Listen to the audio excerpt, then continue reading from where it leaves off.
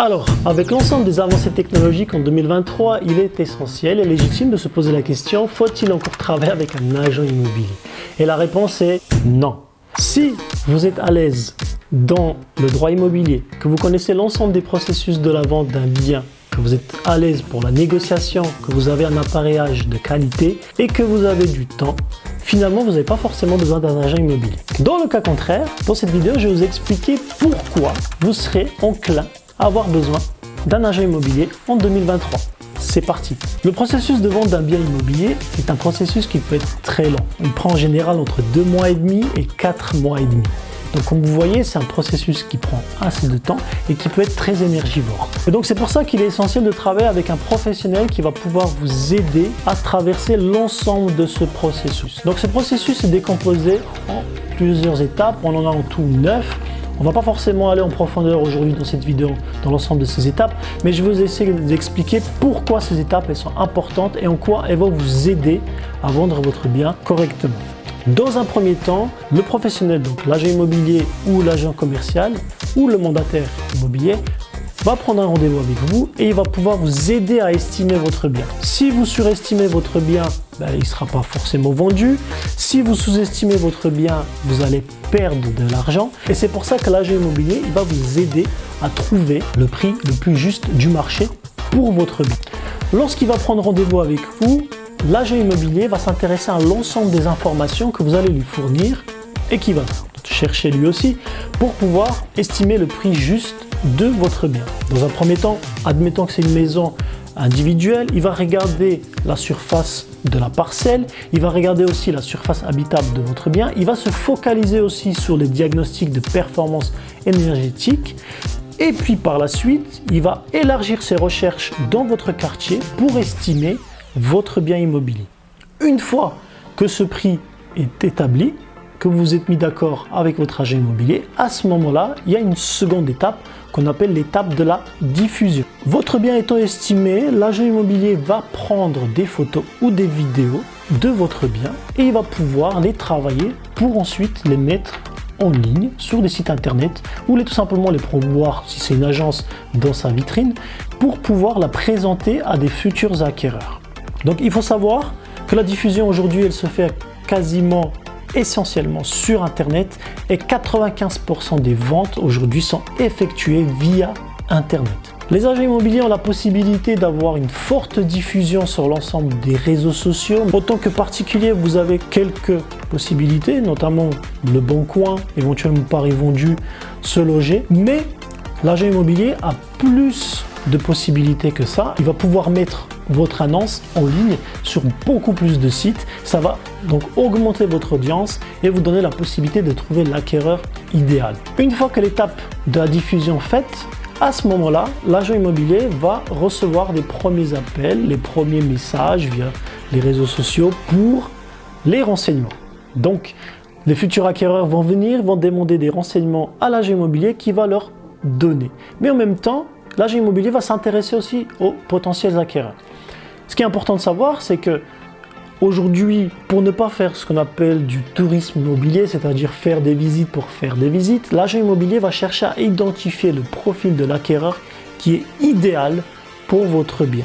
Donc il va lui poser des questions, notamment sur sa solvabilité, il va lui poser des questions pour savoir s'il était déjà allé faire des recherches pour des biens immobiliers, si il a déjà fait des recherches au niveau de la banque, est-ce que c'est possible qu'il a un prêt? Et à ce moment-là, une fois qu'il a identifié les futurs acquéreurs, il va pouvoir présenter et faire des visites de votre bien.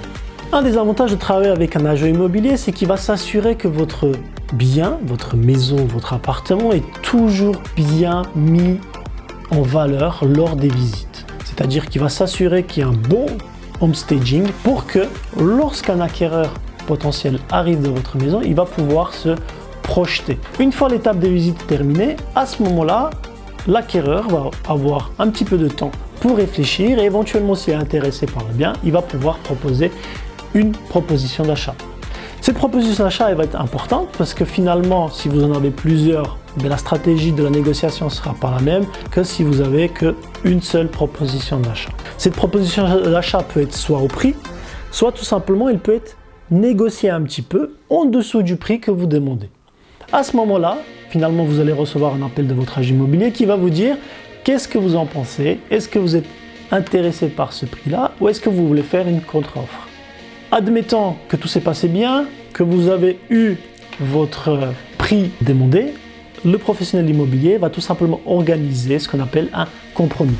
Il va prendre contact avec le notaire et le notaire derrière va récupérer l'ensemble des informations, donc le contrat que vous avez établi avec l'agent immobilier, ensuite les diagnostics de performance, il va regarder l'ensemble des informations que vous lui fournissez, il va s'intéresser à d'autres informations et à ce moment-là, il va pouvoir vous proposer un rendez-vous pour la signature d'un compromis. Donc vous êtes chez le notaire, l'agent immobilier avec vous, il vous accompagne, vous êtes avec l'acquéreur qui vous a proposé le prix et vous êtes devant le fait accompli. Aujourd'hui, vous êtes en train de signer un compromis. Une fois que vous avez signé un compromis, vous avez un petit peu de temps. Donc en fait, l'acquéreur a la possibilité de se rétracter. Donc il a 11 jours pour se rétracter. Au bout du 11e jour, s'il ne s'est pas rétracté, le compromis est valable et au bout de 45 jours, il faut absolument qu'il présente une offre d'achat avec sa banque. Donc dans le compromis, vous allez bien généralement avoir des conditions suspensives, donc notamment l'obtention du prêt qui peut être une condition suspensive. Donc l'ensemble des informations concernant la vente vont être mises dans le compromis. Une fois qu'il y a eu cette levée de conditions suspensives, l'acquéreur il a eu son prêt, il n'a pas trouvé d'objection dans l'achat de votre bien, qu'il a regardé l'ensemble des informations et que finalement le notaire il a fait son travail donc de préemption et toute la procédure administrative pour pouvoir enregistrer le propriétaire, le futur propriétaire. À ce moment-là, vous allez venir sur l'étape de l'acte authentique. C'est la dernière et la plus importante étape puisque finalement dans cette étape-là, une fois que vous avez signé l'acte authentique, votre bien appartient à votre acquéreur. Et donc du coup, c'est lui qui devient le propriétaire de votre bien. Alors comme vous voyez, l'ensemble de cette procédure est assez longue, assez énergivore. Elle nécessite beaucoup de patience, elle nécessite beaucoup d'énergie. Et donc du coup, en tant que professionnel qui navigue déjà dans ces eaux-là, il est beaucoup plus facile de traverser l'ensemble de ces étapes. Et donc du coup, il va vous aider à négocier, il va vous aider à diffuser au maximum votre bien et il va vous aider à trouver le prix juste, les choses qui sont essentielles pour la vente de votre bien. Donc, un professionnel va vous aider, va vous accompagner sur mesure sur votre projet de vie. Et c'est là, c'est important de dire que même en 2023, il est encore nécessaire de travailler avec un agent immobilier. Si cette vidéo vous a plu, si vous voulez d'autres vidéos, n'hésitez surtout pas à vous abonner, à liker, à partager cette vidéo. Et puis moi, je vais vous retrouver dans d'autres vidéos concernant l'immobilier, concernant des ventes de biens. Si vous avez des questions, n'hésitez surtout pas à les poser dans les commentaires. Et puis, on se voit très bientôt. Ciao, ciao.